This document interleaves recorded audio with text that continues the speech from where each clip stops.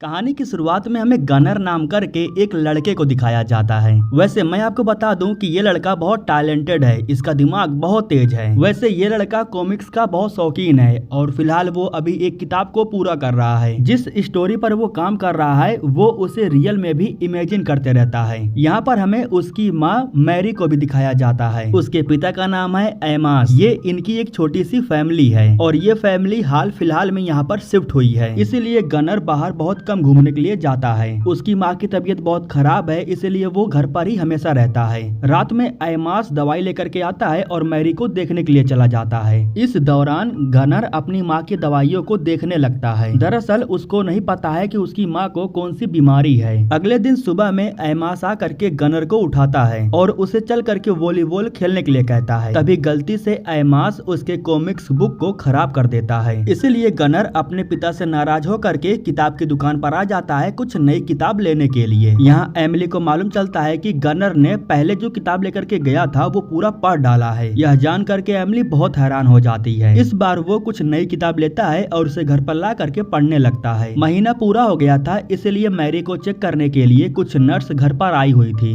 Nurse उसका checkup करती हैं और दवाइयाँ दे करके जाने लगती हैं। तभी गनर नर्स के पास जा करके उनसे कहता है कि आप माँ को जो दवाइयाँ दे रही हो उससे माँ ठीक नहीं होंगी। मैंने कुछ दवाइयों का नाम लिखा है, अगर आप ये दवाइयाँ देंगी तो माँ ठीक हो जाएंगी। जिसके बाद नर्स कहती है कि ये मेरे हाथों में नहीं है। इतना कहने के बाद वो चली जाती हैं। एक दिन गनर जब बुक स्टोर पर जा रहा था तब उसे रास्ते में एक पुरानी बिल्डिंग दिखाई देती है। बिल्डिंग के बाहर उसे ढेर सारे बच्चों का साइकिल दिखाई देता है। इस बिल्डिंग के अंदर हमें जॉयसी नाम करके एक लड़की को दिखाया जाता है। यहाँ पर हमें ढेर सारे बच्चों को भी दिखाया जाता है। जॉयसी इन बच्चों को वाटरमैन की कहानी सुना रही थी। लोगों का कहना है कि वाटरमैन एक मॉन्स्टर है, लेकिन कुछ लोगों का मानना है कि वो अमर है, उसे कोई नहीं मार सकता। यहाँ जॉयसी बच्चों को ये बताती है कि वो जंगल में जा करके वाटरमैन से मिली है, उसे वाटरमैन के बारे में बहुत कुछ पता है। यहाँ पर जो बच्चे आए हुए थे वो जॉयसी को पैसे दे करके उससे वाटरमैन की कहानी सुनते थे। बच्चों को कहानी सुनाने के बहाने से जॉयसी भी अच्छा पैसा कमा लेती थी। गनर बाहर खड़े होकर के जॉयसी को देखता है और फिर घर आ जाता है। घर पर आने के बाद वो जॉयसी की एक सुंदर सी ड्राइंग बनाता है। इसके बाद वो जा करके उस किताब को पढ़ने लगता है जिस किताब में शारीरिक अंगों का जिक्र किया गया था। दरअसल वो जानने की कोशिश कर रहा था कि आखिर उसकी माँ को हुआ क्या है। किताब के एक कोने में द वाटरमैन नाम लिखा हुआ था। नाम को पढ़ने के बाद वो ये देखने लगता है कि आखिर इस किताब को लिखा किसने है। पूछताछ करते हुए अगले दिन वो फ्रैंक के घर जा करके पहुँच जाता है। दरअसल आज से कुछ साल पहले फ्रैंक ने ही उस किताब को लिखा था। यहाँ गनर उनसे कहता है कि मुझे वाटरमैन के बारे में और जानकारी चाहिए। फ्रैंक उसे घर के अंदर बुलाता है और उससे पूछता है कि आखिर तुम वाटरमैन के बारे में क्या जानना चाहते हो। जिस पर गनर बताता है कि मैं उससे जा करके मिलना चाहता हूँ। मैं जानना चाहता हूँ कि आखिर उन्होंने मौत को चकमा कैसे दिया। फ्रैंक बताता है कि वाटरमैन का असली नाम एडवर्ड है, जो कि आज से कई साल पहले अपनी बीवी के साथ वाइल्ड हाउस में रहने के लिए आया था। एक दिन जब वो माइनिंग की खुदाई कर रहा था तब उसे एक अनोखा पत्थर मिला। उस पत्थर को जांच करके वो पता लगाना चाहता था कि आखिर उसकी खासियत क्या है। लेकिन जिस दिन उसे पत्थर मिला उस दिन की रात को अचानक से बांध टूट गया। पानी के बहाव ने सब कुछ तबाह कर दिया। पानी के लहरों ने उसकी बीवी को उससे अलग कर दिया। जब माहौल शांत हुआ तब लोगों ने लाशों को ढूंढना शुरू किया। मेरे दादाजी को एडवर्ड की बॉडी मिली और वो उस पत्थर की वजह से जिंदा था। वो पत्थर जिंदा इंसानों के किसी काम का नहीं था, लेकिन मरे हुए लोगों के लिए वो एक आशीर्वाद था, क्योंकि उस पत्थर की वजह से मरा हुआ इंसान या फिर जानवर जिंदा हो जाया करता था। जब इसके बारे में एडवर्ड को पता चला तब वो अपनी बीवी को ढूंढने लगा। वो जंगल के हर एक रास्ते पर काला पत्थर लटकाते हुए जा रहा था। उसने अपनी बीवी को जंगल के हर एक कोने में ढूंढा, लेकिन उसकी बीवी उसे कहीं नहीं मिली। उसके अंदर उम्मीद थी कि अगर उसकी बीवी उसे मिल गई तो वो उस पत्थर की वजह से अपनी बीवी को फिर से जिंदा कर पाएगा। और ऐसा कहा जाता है कि वाटरमैन अभी भी जंगल में है और अपनी बीवी की तलाश कर रहा है। इतना बताने के बाद वो गनर को एक मैप देता है और उसे बताता है कि जंगल के काफी अंदर एक झरना है, उसी झरने के किनारे वाटरमैन अभी भी रहता है। इसके बाद गनर उस मैप को लेकर के घर जाता है और लोकेशन के बारे में रिसर्च करने लगता है। तभी अचानक से उसे अपनी माँ की आवाज सुनाई देती है। वो भाग करके बाहर जाता है और वॉशरूम में वो अपनी माँ का असली रूप देख लेता है, जिसे देख करके वो डर जाता है और रोने लगता है। उसे रोता हुआ देख करके उसके पिता आ जाते हैं और वो गनर को बहुत ही बुरी तरह से डांट देते हैं। वो वो डांटते हुए कहते हैं कि बस करो, तुम्हारी माँ को बहुत बुरा लगेगा। अगले दिन सुबह में गनर अपने कुछ पैसे और पिता की तलवार लेकर के घर वालों को बिना बताए बाहर आ जाता है। वो सीधा उस बिल्डिंग के पास जाता है जहाँ पर जॉयसी रहती है। यहाँ गनर उससे कहता है कि मुझे वाटरमैन के बारे में कुछ जानना है। इस पर जॉयसी कहती है कि उसके लिए पैसे लगेंगे। गनर कहता है कि हाँ, मैं पैसे लाया हूँ। जिसके बाद जॉयसी उसे लेकर के अपने छोटे से ऑफिस में जाती है और वाटरमैन के बारे में कुछ बताने से पहले वो उससे पैसे मांग लेती है। पैसे लेने के बाद जॉयसी कहती है कि ये जख्म देख रहे हो, ये वाटरमैन ने मुझे दिया है। उसने मुझ पर हमला किया था, इसलिए मुझे इतने सारे टाके लगे हैं। गनर कहता है कि मुझे वाटरमैन से मिलना है, इसलिए मुझे उसकी लोकेशन चाहिए। जिसके बाद जॉयसी उसे वाटरमैन की लोकेशन बताने लगती है। तभी गनर कहता है कि अगर तुम मुझे वाटरमैन के पास लेकर के चलोगी तो मैं तुम्हें अपने सारे पैसे दे दूंगा। पैसों के खातिर वो गनर को वाटरमैन के पास ले जाने के लिए तैयार हो जाती है। वो गनर से कहती है कि हमें जंगल में जाने से पहले कुछ सामान चल करके लेना होगा। सुबह होने के बाद गनर के पिता उसे जगाने के लिए आते हैं, लेकिन वो दरवाजा नॉक नहीं करते हैं क्योंकि रात को उन्होंने गनर को बहुत डांट दिया था, इसीलिए वो गनर को परेशान नहीं करते हैं। लेकिन अचानक से जब उनकी नजर तलवार पर जाती है तब वहाँ से तलवार गायब थी।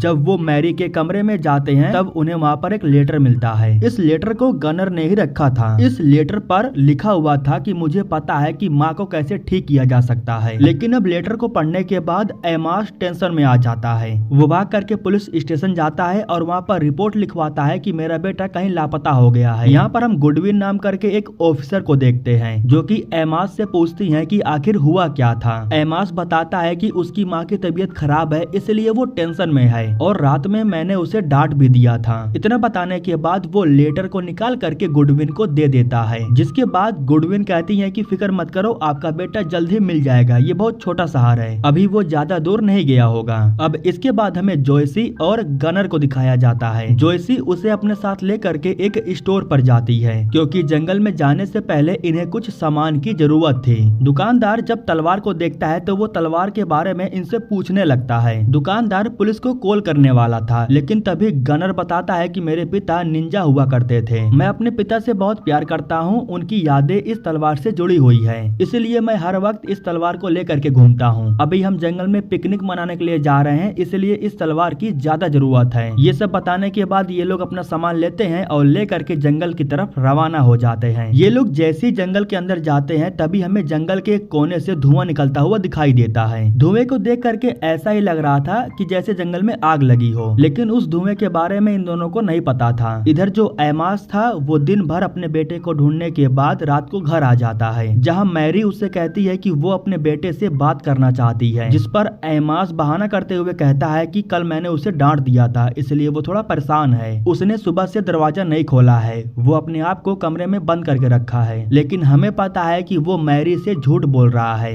रात हो जाने के बाद जंगल के अंदर गनर और जॉयसी आग जलाते हैं और आराम करने लगते हैं। ये दोनों बारी बारी से पहरेदारी कर रहे थे। जब जॉयसी सो रही थी तब गनर को अचानक से जंगल में से एक अजीब आवाज सुनाई देती है। दरअसल उसे ऐसा एहसास हो रहा था कि उसके आसपास से कोई गुजर रहा है। जब वो थोड़ा सा आगे जाता है तब उसे काला पत्थर लटका हुआ दिखाई देता है, जिसको देख करके वो समझ जाता है कि वाटरमैन आसपास ही है। अगले दिन सुबह हो जाने के बाद एमास अपने बेटे को ढूंढते हुए एमिली के बुक स्टोर पर पहुंच जाता है। यहाँ एमास उसे बताता है कि वो कल से लापता है। एमिली भी उसे बताती है कि वो किताब लेने के लिए एक हफ्ते पहले आया था। पुलिस के साथ मिल करके एमास अपने बच्चे के लापता पोस्टर को जगह जगह पर चिपकवा देता है। पूछताछ करते हुए फाइनली ये दोनों उस दुकान पर आकर के पहुंच जाते हैं जहां से जॉयसी और गनर ने सामान को खरीदा था। दुकानदार पुलिस वालों को बताता है कि ये लड़का सामान लेने के लिए एक लड़की के साथ मेरे दुकान पर आया था। लड़की के बाल नीले थे और उसके कान के नीचे घाव लगा हुआ था। अब इसके बाद दोस्तों सीन शिफ्ट होता है और हमें जंगल के अंदर गनर और जॉयसी को दिखाया जाता है। अचानक से इन्हें जंगल के अंदर काफी जोरों से आवाज सुनाई देती है। धरती कांप रही थी क्योंकि इनके सामने से घोड़ों का झुंड आ रहा था, जिसे देख करके ये लोग बहुत डर जाते हैं। कर था कि सही टाइम पर ये दोनों पेड़ के पीछे चले जाते हैं। कुछ समय के बाद जॉयसी देखती है कि उसके फोन में नेटवर्क भी नहीं आ रहा था। फिर भी गनर फोन ले करके अपने माँ के नंबर पर एक मैसेज भेज देता है। इसके बाद जब वो थोड़ा सा आगे बढ़ता है तब उसे फिर से काला पत्थर लटका हुआ दिखाई देता है। तभी अचानक से जंगल में स्नोफॉल होने लगता है, जिसको देख करके ये दोनों बहुत हैरान थे क्योंकि अभी तो तो जुलाई का महीना चल रहा था और गर्मियों में बर्फ कैसे गिर सकती है। दरअसल दोस्तों इन बच्चों को नहीं पता है कि ये बर्फ नहीं बल्कि राख है। जंगल में जो आग लगी थी ना उसी की वजह से राख यहाँ पर गिर रहा था, लेकिन इन नादान बच्चों को इसके बारे में नहीं पता था। इन बच्चों को तो ये लग रहा था कि ये सब कुछ वाटरमैन के होने का संकेत है। खैर दोस्तों अब इसके बाद घर पर हमें मैरी को दिखाया जाता है। उसके फोन पर कहीं से कॉल आता है और वो जा करके कॉल को रिसीव कर लेती है। जब वो कॉल को रिसीव करती है तो उसे मालूम चल जाता है कि उसका बेटा कहीं लापता है। रात के समय में जब वापस एमास घर आता है तब इसके बारे में वो उससे पूछने लगती है। वो एमास से कहती है कि आखिर तुमने मुझसे झूठ क्यों बोला।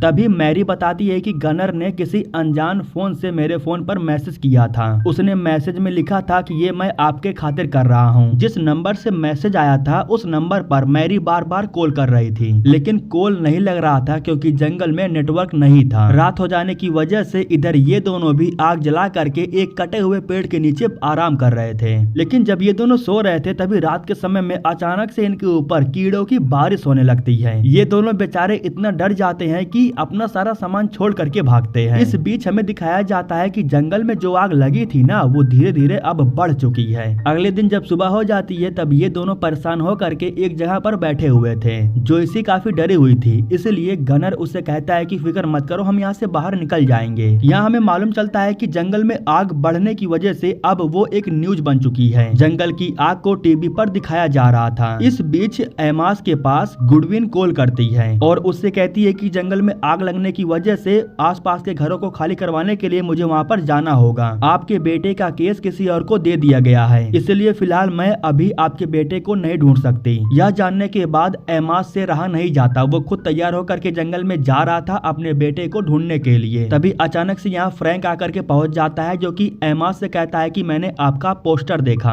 आपका बेटा वाटरमैन को ढूंढते हुए जंगल में गया है। जंगल के बीच में एक झरना है, हो सकता है कि आपका बेटा वहीं पर मिले। इतना जानकारी मिलने के बाद वो गाड़ी को स्टार्ट करता है और जंगल की तरफ निकल पड़ता है। आगे जाने के बाद उसे मालूम चलता है कि जंगल में आग लगने की वजह से पुलिस वालों ने रास्ते को ब्लॉक कर दिया है, लेकिन फिर भी एमास रुकता नहीं है। वो गाड़ी की स्पीड बढ़ाता है और इनके सामने से निकल जाता है। इधर जंगल के अंदर गनर और जोयसी एक नदी के पास आते हैं। इस छोटी सी नदी को पार करके इन्हें आगे जाना था। एक छोटा सा कटा हुआ पेड़ था, उसी की मदद से गनर इस नदी को पार कर रहा था, लेकिन अचानक से उसका पैर फिसल जाता है और वो उस पेड़ से लटकने लगता है। वैसे जोयसी जाना तो नहीं चाहती थी, लेकिन गनर बहुत ही बुरी तरह से फंसा हुआ था, इसीलिए जोयसी जा करके उसे ऊपर खींचती है। इसके बाद ये दोनों साथ में नदी को पार करते हैं और जंगल में आगे बढ़ते हैं। लेकिन अब जोयसी को लगने लगा था डर, क्योंकि एक के बाद एक कई सारे हादसे हो रहे थे। एक वक्त ऐसा आता है जब जोयसी कहती है कि अब वो यहाँ से लौटना चाहती है, वो आगे नहीं बढ़ना चाहती, जिस पर गनर कहता है कि हम वाटरमैन के बहुत करीब है, हम पहुँचने वाले हैं। तभी जोयसी सच्चाई बताते हुए कहती है कि वाटरमैन को मैंने कभी देखा ही नहीं, मैंने तुमसे सारी बातें झूठ बोली। वाटरमैन के बारे में मैं बच्चों को झूठी कहानी सुनाती हूँ पैसे कमाने के लिए। यह सुन करके गनर बहुत परेशान हो जाता है। वो कहता है कि वाटरमैन से मिलना मेरे लिए बहुत जरूरी है, मेरी माँ बहुत बीमार है और वो मेरी माँ को ठीक कर सकता है।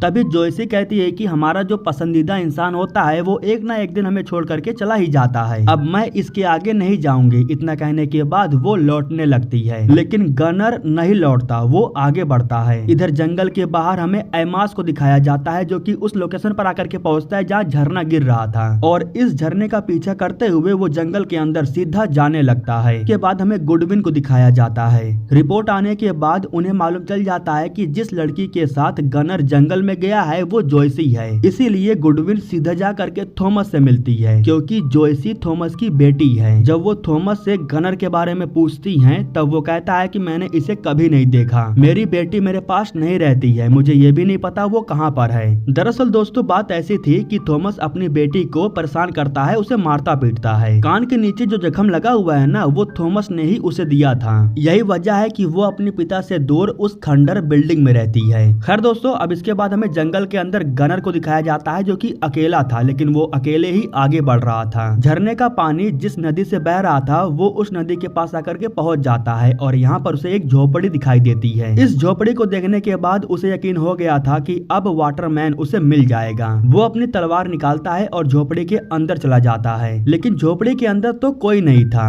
क्योंकि वाटरमैन बाहर गया था। वो जैसे ही अंदर आता है तो गनर जा करके छिप जाता है। वाटरमैन झोपड़े के अंदर आता है और कहता है कि मैंने तुम्हें अंदर आते हुए देख लिया था। मतलब कि उसे मालूम चल गया था कि गनर अंदर है। वो गनर से पूछता है कि तुम यहाँ पर क्या करने के लिए आए हो, जिसके बाद गनर कहता है कि मुझे जानना है तुमने मौत को चकमा कैसे दिया। मेरी माँ मर रही है, मैं उसे बचाना चाहता हूँ। डॉक्टर, नर्स, दवाइयों का उन पर कोई असर नहीं हो रहा है। तभी वाटरमैन उस पत्थर को निकालता है और गनर से कहता है कि इस पत्थर ने मेरी उम्मीद जगा करके रखी है। इसी पत्थर की वजह से मैं अपनी बीवी को हर जगह आज भी ढूंढ रहा हूँ और इसी पत्थर ने तुम्हारी भी उम्मीद जगाई। इस पत्थर के बारे में जब तुमने सुना तब तुमने किसी का परवाह किए बिना यहाँ तक भागते हुए आ गए। ये सब कुछ सिर्फ एक उम्मीद है, ये सच नहीं है। दरअसल दोस्तों, वाटरमैन नाम का ना तो कोई इंसान था और ना ही कोई मॉन्स्टर था। गनर को जो कहानियां बताई गई थी उन्हीं कहानियों में वो उलझा हुआ था। असल में ना तो यहाँ कोई झोपड़ी थी और ना ही कोई वाटरमैन था। धीरे धीरे जंगल की आग फैलने की वजह से ये दोनों बहुत ही बुरी तरह से जंगल में फंस गए थे। उसी वक्त अचानक से गनर को अपने पिता के चिल्लाने की आवाज सुनाई देती है। दरअसल वो झरने के पानी का पीछा करते हुए यहाँ तक आकर के पहुँच गए थे।